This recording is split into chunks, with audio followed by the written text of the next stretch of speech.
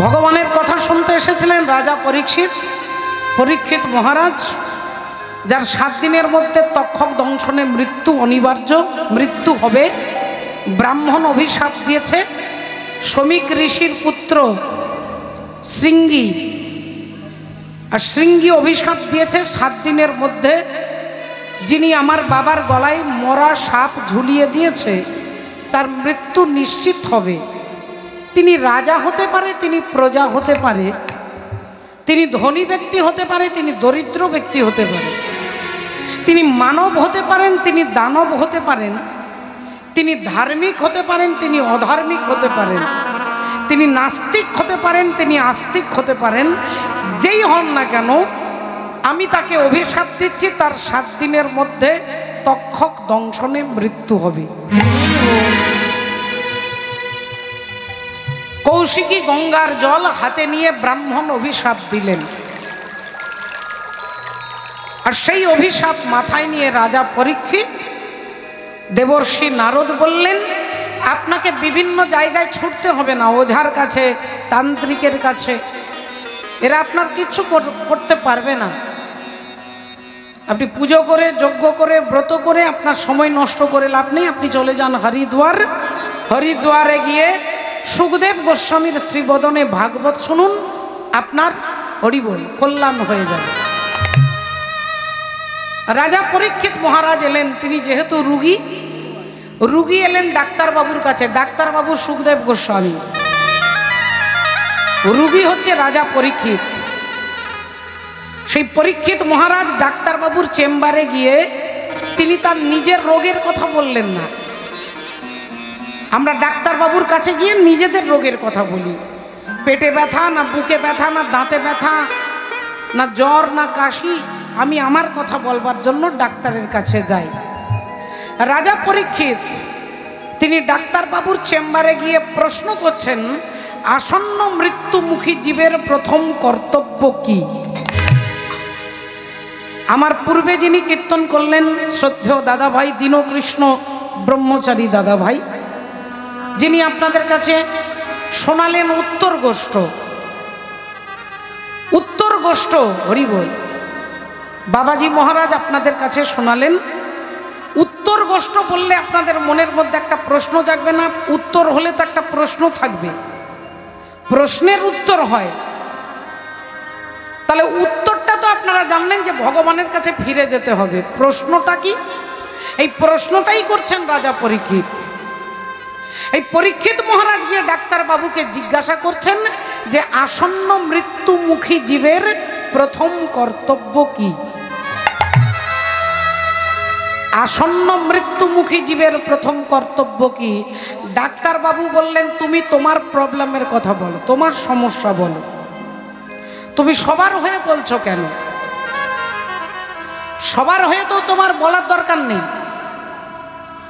তোমাকে ব্রাহ্মণ অভিশাপ দিয়েছে, তুমি শমিক ঋষির গলায় মরা সাপ ঝুলিয়ে দিয়েছ, অভিশপ্ত হয়েছ তুমি, আর তুমি জিজ্ঞাসা করছো আসন্ন মৃত্যুমুখী জীবের প্রথম কর্তব্য কি?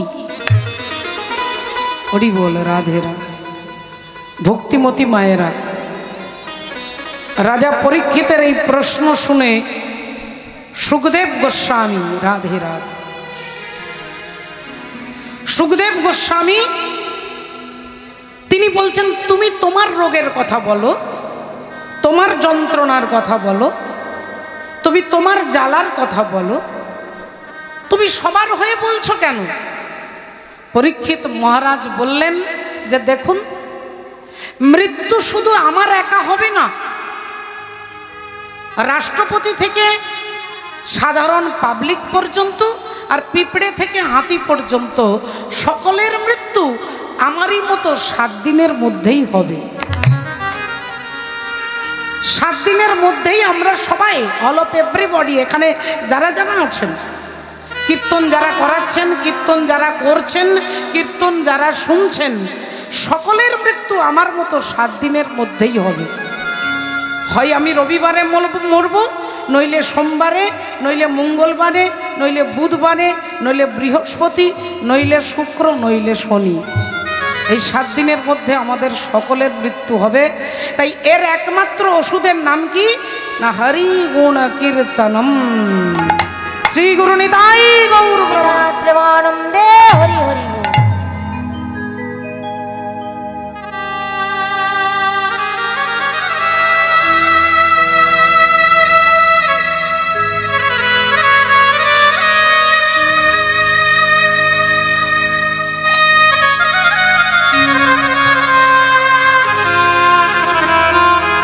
রাধে হরি বল। রাধে। শ্রদ্ধেয় বাবা ঠাকুর, ভক্তিমতী মায়েরা, তাহলে আমাদের সকলের কর্তব্য হচ্ছে ভগবানের নামের শরণাপন্ন হওয়া, ভগবানের নামকে আশ্রয় করা, গ্রহণ করা, এটা আমাদের কর্তব্য। এর পেছনে যখনই কোনো স্বার্থকে দাঁড় করাবেন, অনেক সময় আমরা বলি যে কড়া সত্য কথা, সত্য কথা খুব কড়া। বলে সত্য কখনো কড়া হয় না বাবা, কঠিন হয় না। আপনি স্বার্থের প্লাস্টিক দিয়ে যদি মুড়ে দেন, চকলেটকে যেমন প্লাস্টিকে মোড়া থাকে, সত্যটাকে যদি মুড়ে দেন স্বার্থের দ্বারা, তাহলে সেই সত্যটাই আপনার কাছে কড়া হয়ে দাঁড়াবে। সত্যকে সত্যম পরম ধীমহি, ভগবানের প্রথম নাম হচ্ছে সত্য। গোটা ভাগবত খুলে দেখুন, ভগবান কৃষ্ণকে প্রণাম, এ কথা বলার আগে সবার আগে প্রণাম করছেন কাকে? কোন দেবতার নাম উল্লেখ করে নয়, যে দুর্গাকে প্রণাম, শিবকে প্রণাম, কালীকে প্রণাম। কাকে প্রণাম করছেন? ব্যাসদেব বললেন আমি সত্যকে প্রণাম করছি। কেন না সত্যের উপরে 33 কোটি দেবতা প্রতিষ্ঠিত। সত্যকে বাদ দিলে দেবতার কোনো দেবত্ব থাকে না, ভগবানের ভগবত্তা থাকে না। তাই সত্যকে প্রণাম করা মানে ভগবানকে প্রণাম করা। ভগবান শ্রীকৃষ্ণ যুধিষ্ঠিরকে বলছেন, ঈশ্বরে নিষ্ঠা যার, সত্যে ব্রত যেই, নাই থাকুক ক্রিয়া কর্ম, হরি তুল্য সেই। যিনি সত্যকে সম্মান করেন, যিনি সত্যকে অবলম্বন করেন, ভগবান শ্রীকৃষ্ণ বলে তার কাছে দাস হয়ে যায় বাবা। এই সত্যের, এটা হচ্ছে আমাদের কর্তব্য, ভগবানের নাম শোনা। আপনার একতলা বাড়ি 2 তলা হবে, আপনার ছেলের চাকরি হবে, আপনার মেয়ের বিয়ে হবে, এগুলো ছেলে ভোলানো কথা। মূল বক্তব্যটাই হচ্ছে যে ভগবানের নামকে গ্রহণ করলে আপনার ভেতরের আত্মা পরিতৃপ্ত হবে। আর আত্মা তৃপ্ত হলে আপনাকে জঙ্গলে জঙ্গলে, ঘরে তীর্থে তীর্থে ছুটে বেড়াতে হবে না। আপনি ঘরের কোণে বসে থাকবেন, ভগবান আপনার বাড়িতে আসবে। রাজা দশরথ জঙ্গলে থাকেননি, রাজা দশরথ ছিলেন তার ঘরে, ভগবান রামকে তার ঘরে জন্ম নিতে হলো। বিশ্বামিত্র মুনি গোটা জঙ্গল জঙ্গল ঘুরে বেড়াচ্ছে তপস্বী হয়ে। বিশ্বামিত্র মুনি তিনি ভগবানকে পাচ্ছেন না, আর রাজা দশরথ ঘরে থেকে ভগবান তার বাড়িতে আসছেন। তাই যদি আপনারা মনে করেন যে তীর্থে গেলে, বৃন্দাবনে গেলে মনে হয় ওখানে বাস করলে, এখানে করলে আমরা ভগবানকে পাবো, আমাদের মনে অনেক সময় চঞ্চলতা সৃষ্টি হয়। ভগবান সান্ত্বনা দিচ্ছেন, তোমাকে কোথাও যেতে হবে না, তুমি তোমার মনকে স্থির করো। ভগবান অর্জুনকে বলছেন, চঞ্চল হি মন কৃষ্ণ প্রমাথি বলবৎ দৃঢ়ং তস্যাহং নিগ্রহং মন্যে বায়োরিব সুদুষ্করম। বায়োরিব সুদুষ্করম, তোমার মনকে শান্ত করো অর্জুন। অর্জুন বললেন, তুমি আশ্চর্য কথা বলছো। মনকে শান্ত করা মানে বাতাসকে হাতের মুঠোর মধ্যে ধরা। বাতাসকে যেমন হাতের মুঠোতে ধরা যায় না, আমার এই চঞ্চল মনকে আমি শান্ত করতে পারছি না। ভগবান বললেন, মন যেমন সঙ্গে সঙ্গে চঞ্চল হয় না, তেমনি শান্তও তাড়াতাড়ি হবে না, তোমাকে প্র্যাকটিস করতে হবে, অভ্যাস করো। এই হরি নাম অভ্যাস করো। এই নাম শুনতে শুনতে শুনতে বলে তোমার চিত্ত স্থির হয়ে যাবে।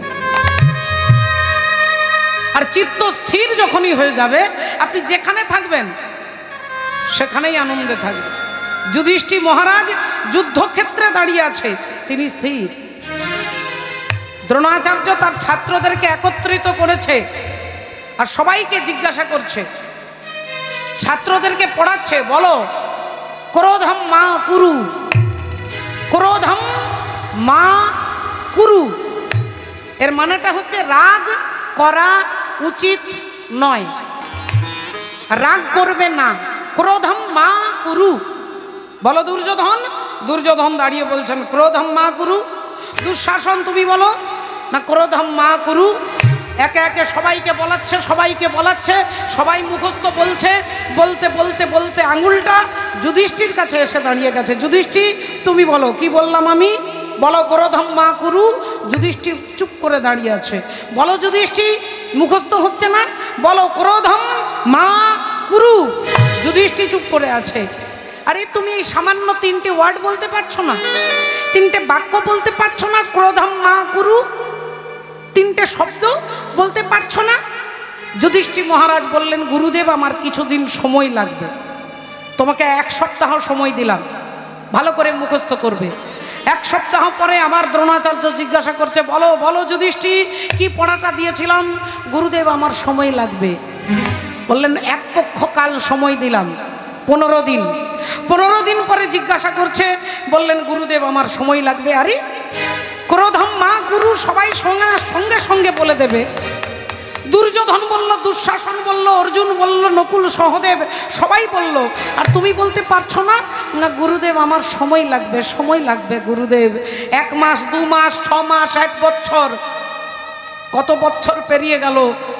যুধিষ্ঠির হরি বলছেন না। যুদ্ধ শুরু হয়ে গেল, কুরুক্ষেত্রের যুদ্ধ। আর কুরুক্ষেত্রের যুদ্ধ শুরু হয়ে গেল।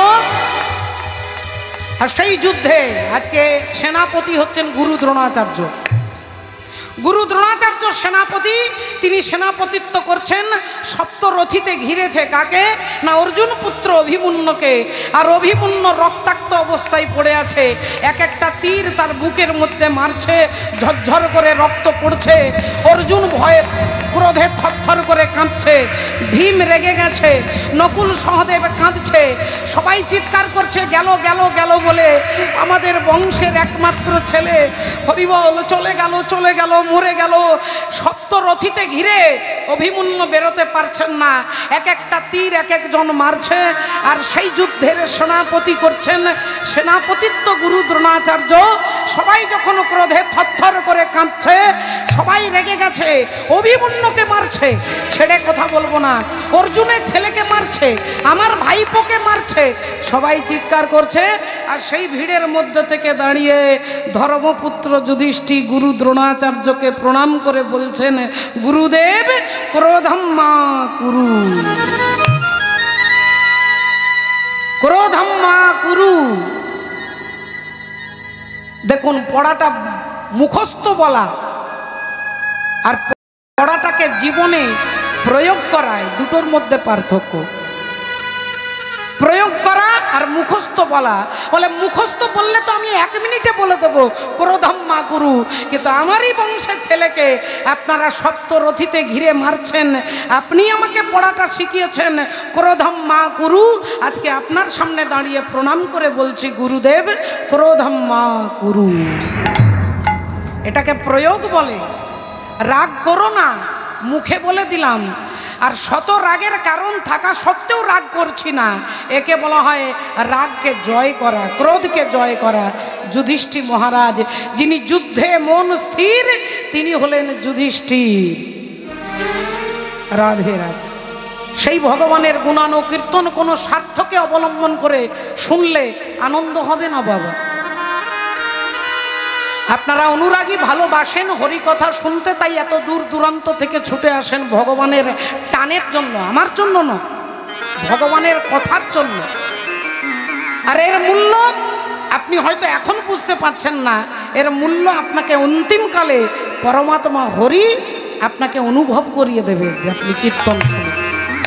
তাই চৈতন্য ভগবান এলেন জগতের জীবকে আনন্দ দেবার জন্য। তাই তোমার আনন্দ আমার পর, তুমি তাই এসেছ নিচে,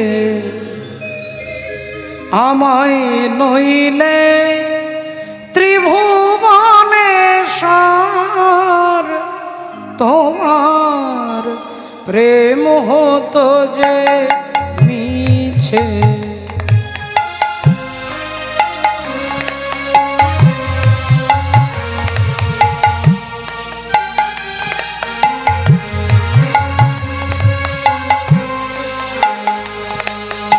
আমায় লইলে ত্রিভুবনেশ্বর তোমার প্রেম হতো যে মিছে। বিশ্বকবির ভাষায় আমায় নিয়ে মেলেছ এই মেলা, আমার হিয়ায় চলেছে রসের খেলা। আমায় নিয়ে মেলেছ এই মেলা, আমার হিয়ায় চলছে রসের খেলা। মোর জীবনে বিচিত্র রূপ ধরে তোমার ইচ্ছা তরঙ্গিছে। তাই তোমার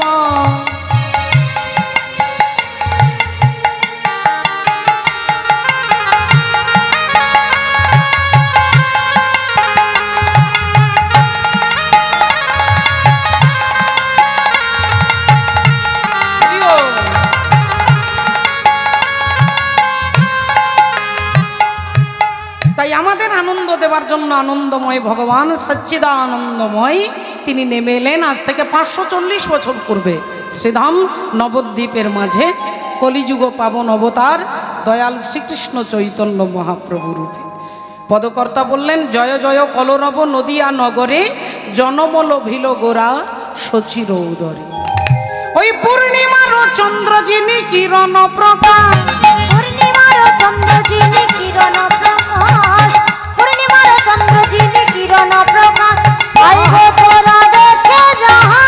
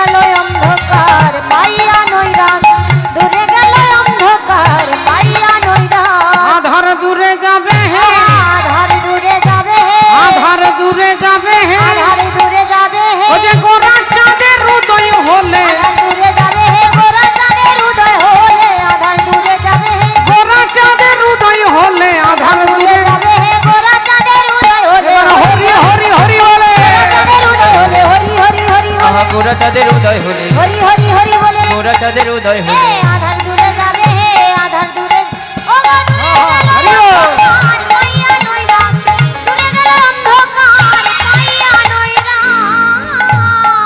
মাননীয় ভক্তমণ্ডলী, ভক্তিমতী মায়েরা, আজকে দেখুন একটু লক্ষ্য করে, ভগবান परित्राणाय साधूनाम विनाशाय च दुष्कृतम धर्म संस्थापनार्थाय संभवामि जुगे जुगे। তিনটে মুখ্য কারণ ভগবানের আশা। এ কথা আমি আপনি বলছি না, এ কথা ভগবানই বলছেন। কুরুক্ষেত্রের মাঠে দাঁড়িয়ে অর্জুনকে বলছেন, यदा यदा हि धर्मस्य ग्लानिर्भवति भारत अभुत्थानम् अधर्मस्य तदात्मानं सृजाम्यहम्।